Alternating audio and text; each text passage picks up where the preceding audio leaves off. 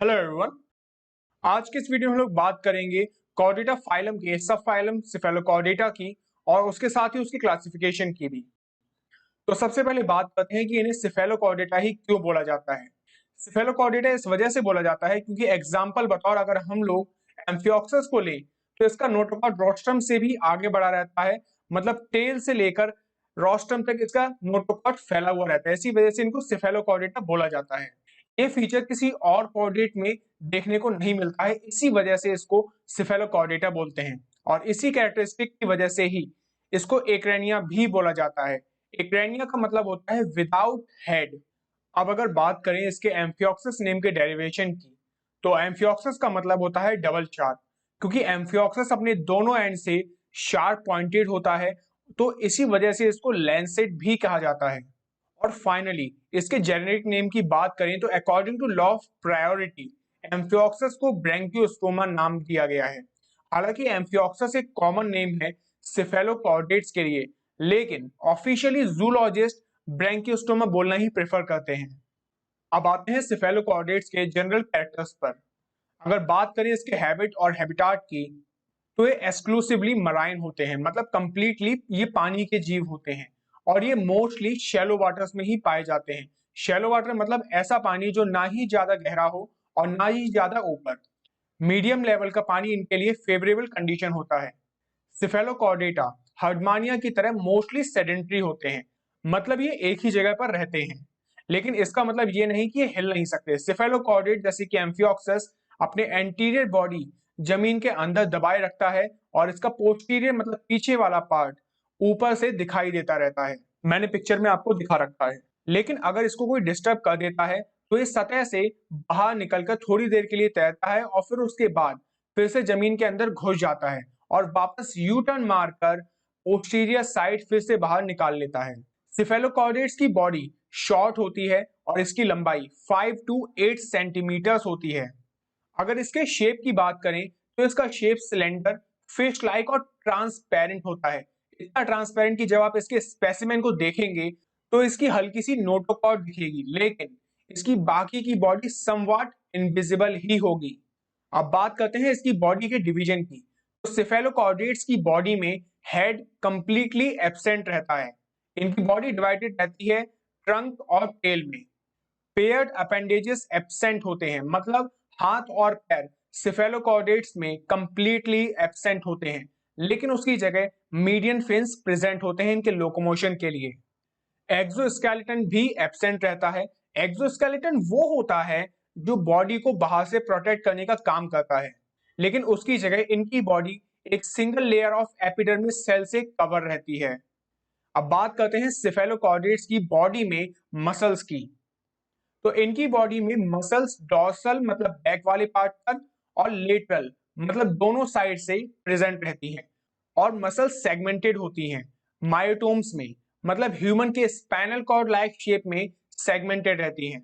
Cephalochordates में coelom एंटेरोसीलस होता है, मतलब लार्ज एट्रियल कैविटी की वजह से फेरेंजियल रीजन का सीलोम रिड्यूस्ड हो जाता है। नोटोकॉर्ड रॉड लाइक होती है और टेल से लेकर रोस्ट्रम तक एक ही कंप्लीट और परसिस्टेंट नोटोकॉर्ड प्रेजेंट रहती है। इसी वजह से इसको सिफेलोकॉर्डेटा भी बोला जाता है। सिफेलोकॉर्डेट्स का डाइजेस्टिव ट्रैक्ट कंप्लीट होता है और ये फिल्टर फीडर होते हैं। जस्ट लाइक हर्डमानिया जो सीलिया के थ्रू इंटरन वाटर फ्लो को जनरेट करके उसके थ्रू खाना खाते हैं और वो खाना फिल्टर होकर आता है बहुत सारी सीलिया के थ्रू।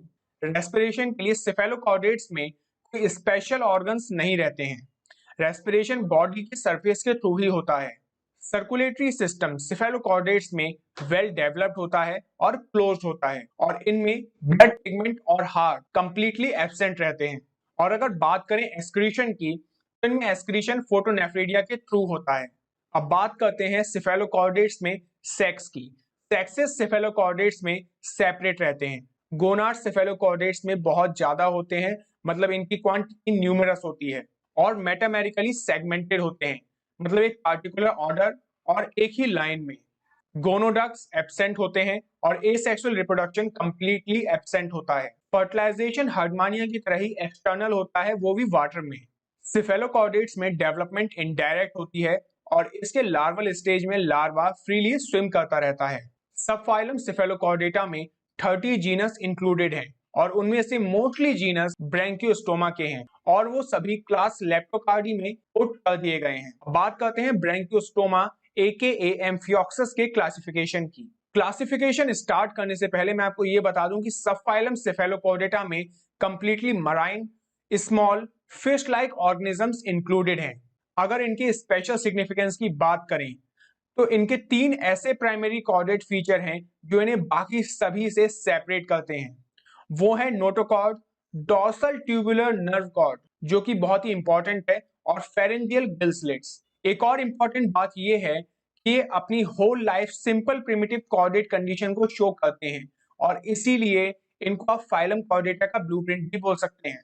ये पॉइंट उन लोगों के लिए इंपॉर्टेंट है जो आगे मास्टर्स में जूलॉजी को पढ़ेंगे।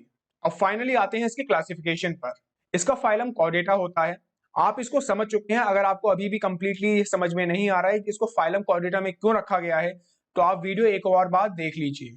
ग्रुप एक्रेनिया मतलब विदाउट हेड, आप ऊपर समझ चुके हैं। सब phylum Cephalochordata, class Leptocardii, family Branchiostomidae, type Branchiostoma या फिर एम्फियोक्सिस। आई होप आप लोगों को वीडियो पसंद आया होगा। अगर आप लोगों को इस वीडियो में समझाया गया टॉपिक अच्छी तरीके से समझ में आ गया हो तो इस वीडियो को लाइक करें, अपने सभी फ्रेंड्स और कॉलीग्स का शेयर करें जिससे वो भी इस टॉपिक को उतनी अच्छी तरीके से समझ सकें। अपने जूनियर से इस चैनल को शेयर करें जिससे वो भी इस इंफॉर्मेशन से अवेयर हो पाए, वो भी इस फ्री की एजुकेशन का फायदा उठा सकें। क्योंकि हम सभी लोग जानते हैं कि कॉलेजेस में उतनी अच्छी तरीके से पढ़ाई नहीं होती है, और दूसरी बात अगर हम लोग प्राइवेट एजुकेशन की करें, प्राइवेट कोचिंग्स की करें तो वो सिर्फ पैसा लेना जानती हैं, वो किसी भी चीज को अच्छी तरीके से नहीं समझा पाते हैं। तो प्लीज अपने कॉलीग्स, अपने सभी फ्रेंड्स, जूनियर्स और सीनियर्स के साथ शेयर करें जिससे वो भी इस फ्री के एजुकेशन का बेनिफिट उठा सकें। अगर आप नए हैं तो नीचे लाल कलर के बटन को दबाकर जूलॉजी पॉइंट को सब्सक्राइब कर दें और साथ ही बेल आइकन को भी दबा दें जिससे नेक्स्ट वीडियो की अपडेट सबसे पहले आपको मिले। Till then stay home, stay safe.